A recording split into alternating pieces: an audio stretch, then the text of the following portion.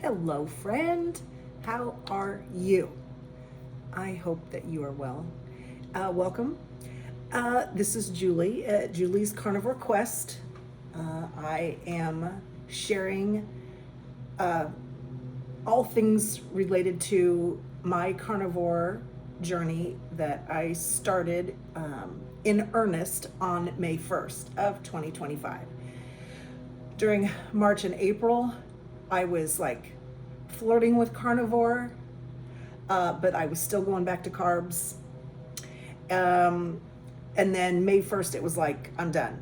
I'm just going to go full carnivore and see how it goes. Now I'm almost at 90 days. I am about to hit 90 days carnivore. I may do a live that day just to sort of talk about how things have been going and stuff. But the short answer as to how is my carnivore quest going is really good. I am happy with my progress so far.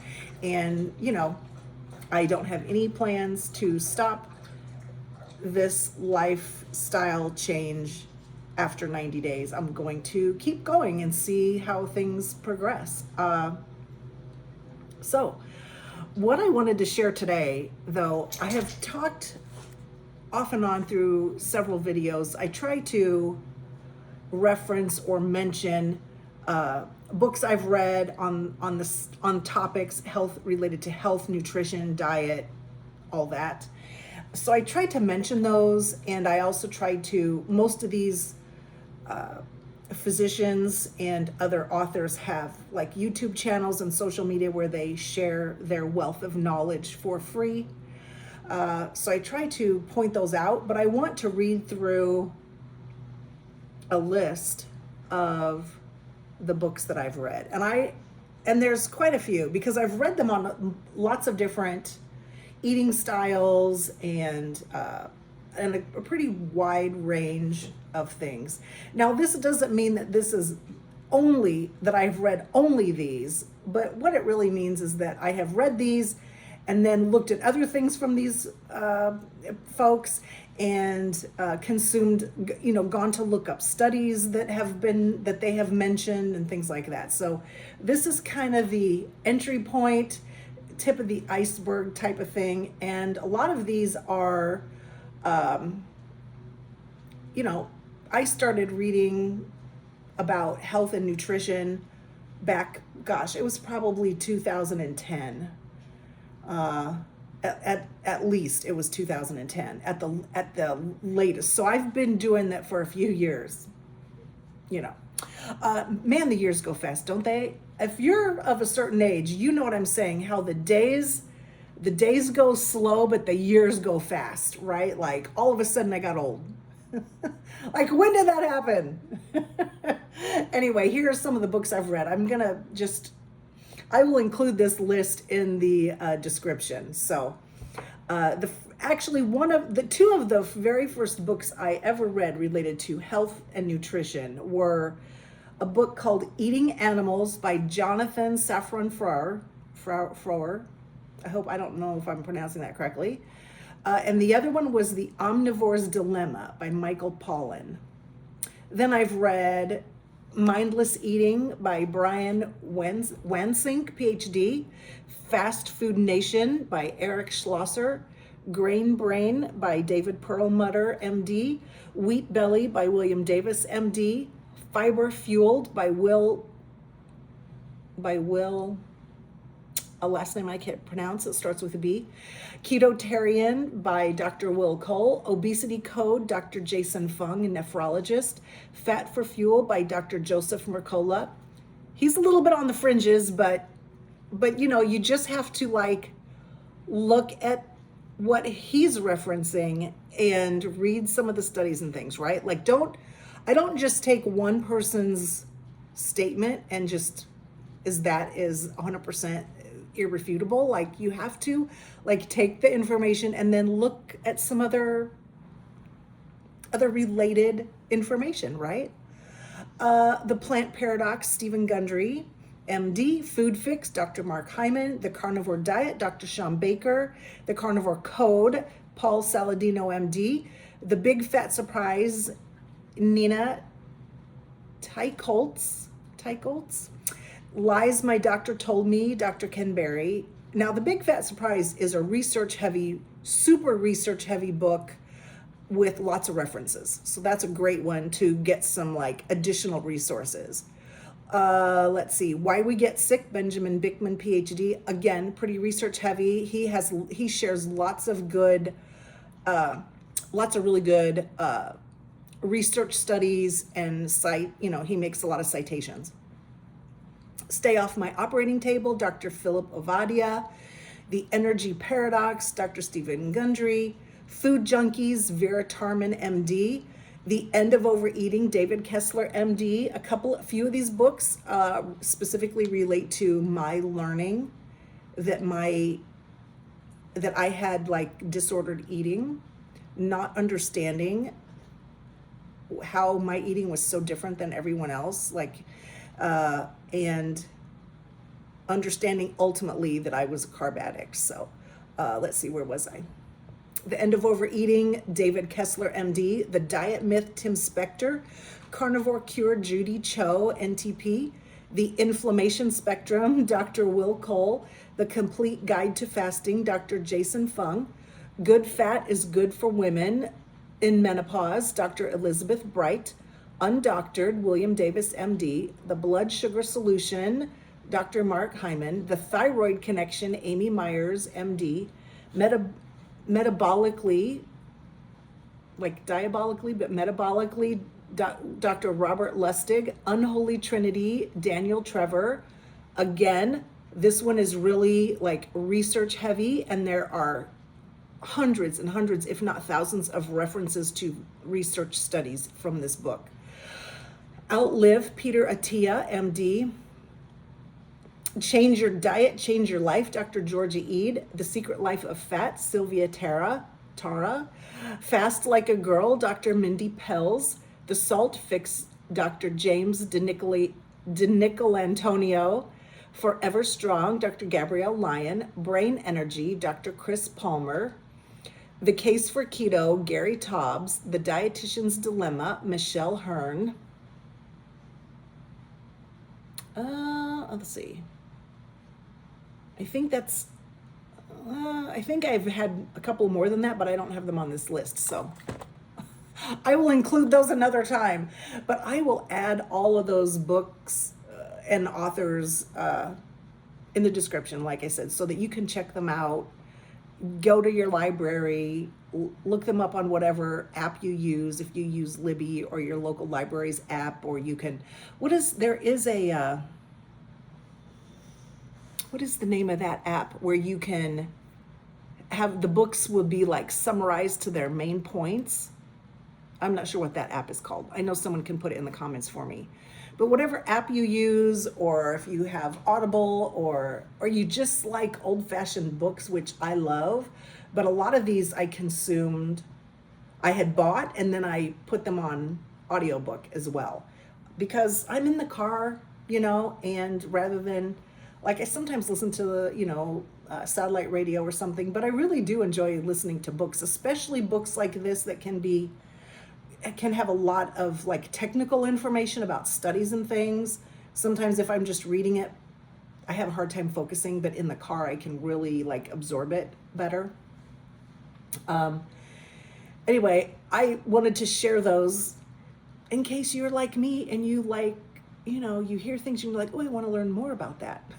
This book list may give you some places to start and just find some information, hear from a little bit different perspectives on these different eating styles and eating plans. A lot of these, aren't necessarily carnivore. They really advocate a much different eating style than what I'm doing. And again, I sort of came to carnivore after trying other things and not finding them to really be easy or successful in my mind, right? Like there was a time period that I did do vegan. I did not lose not any weight at all.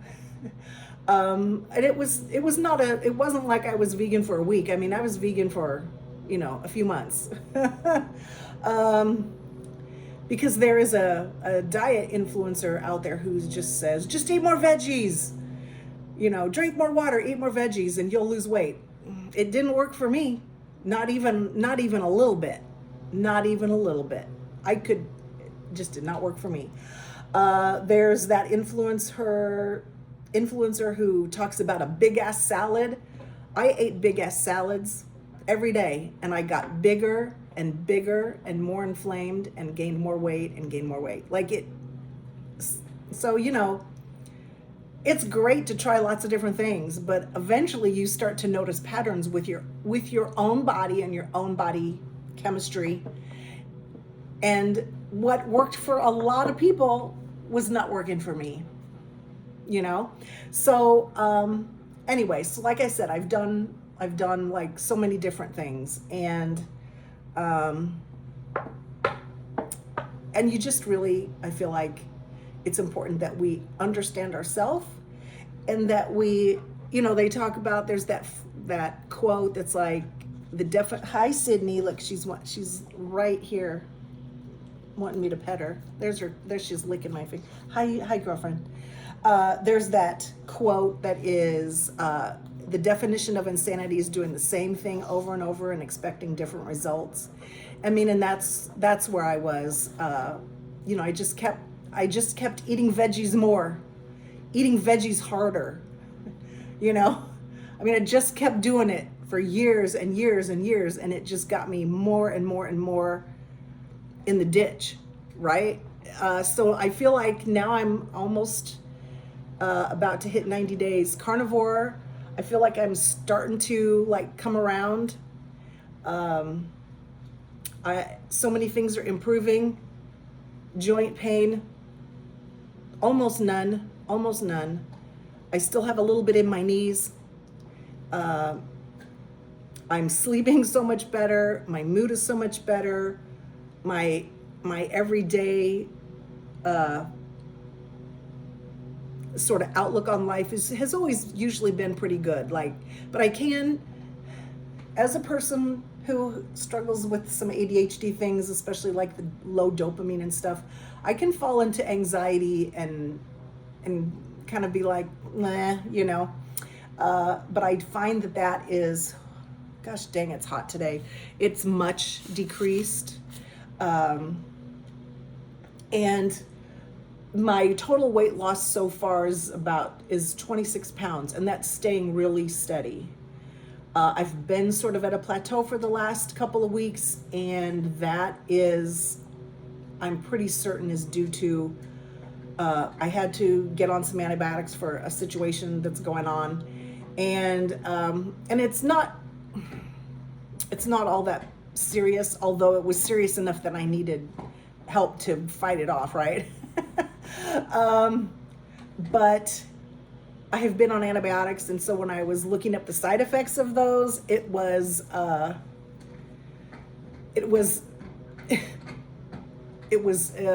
like significant tiredness and weight gain. Like, okay, whatevs, right? Whatever. Remember doing that? When was that? Was that in the 90s? I don't even know. 80s? It is, I don't know, like day 42 of a heat advisory here in central Illinois. Corn sweat is real. Our heat index today is well over 100. I was just out doing a couple of things. I needed to, let me look up and see, because now I'm curious. I had to stop at to get some potting soil for a couple of plants that have outgrown their home. So they need new homes, and so I had to stop and get potting soil. It's 91 degrees and it feels like 103. So that's fabulous. It is supposed to cool off significantly later this week, so I'm really looking forward to that. I think that it said that we were supposed to get down in the high 50s at night. High 50s at night. Between 50 and 70, that's like my dream ideal temperature range. Like if it could be 45 to 75 every day of the year, where is that? Because I would move there. Right? I would move there in a hot second. I'd be like, husband, come find me later. I'm going. Anyway, so yeah, in general, I'm super happy with where things are, how my progress has been. I know that once I finish this course of antibiotics in 2 or 3 days, that I will spend the next several weeks, rebuilding and replenishing my gut microbiome and stuff, because not only do the antibiotics wipe out the bad ones, they also wipe out the good ones. So there's always that. So I think that it's going to be a few more weeks before I notice any weight loss or anything happening. And that's just how it is. And I can't do anything about that. So I can just carry on every single day as best I can, stay in carnivore. The husband has decided that he wants to go carnivore. His hardest thing is going to be giving up the carbs. And I told him that. I said, your best bet is to just push yourself to eat more animal products, and then back off when you want to reach for a carb. Just have something else instead. And there's a bunch of things that we can food prep for him, that he can take with him when he's in the semi drive-in, that he can easily eat, that he doesn't need to like have a knife and a fork and stuff, right? And I am going to do a whole separate video on that, because you don't have to make it super complicated, although we can, just with anything in life, we have an ability to keep things super simple, or we have an ability to make things really complex, I think. And I don't know why that is. I think some of us sort of grew up feeling like if you work hard, if it's harder, then you're more successful, but I don't necessarily find that that's always true. I think sometimes simple is better. Simple is best. And I have definitely found that to be true for me and the ADHD symptoms, that the simpler I can make every aspect of my life, the better I feel. And so simple is, I'm all for simple is better. Hey, I keep it simple. I see a lot of people making all these carnivore things like oopsie cake, which looks really delicious, and all these things, and I think, man, that would be so fun to do. But I'm like, I don't need to do all that. I just don't. So everybody's different. There will come a day when I will decide that that's worth it, probably around like a holiday, or maybe my birthday's in October. Maybe I'll make an oopsie cake then, just because, it's like I'll have a little something that I don't normally have for my birthday. But anyway, so that's about all. Oh, Sydney, what are you, coughing? What are you doing? She's silly. But that's it for now. I'm going to do another video here soon, and try to get posting twice a week again. There for a while I was posting twice a week. I really enjoyed that, and I don't know how I got myself off track. But yeah, let's go back to that. Let's go back to that, shall we? And let me do a video also soon about why everybody are emotional eaters, and how we were trained to be that way, and why we have the ability to stop being emotional eaters. It just takes a little bit of time. That's all. Emotional eating. We're done with that, aren't we? I'm done with it. I'm not doing it anymore. Hey, leave me a comment and tell me where you're watching from. I would love to know what corners of the world or the United States or wherever that I have people that are watching. And I'll talk to you soon, okay? Bye.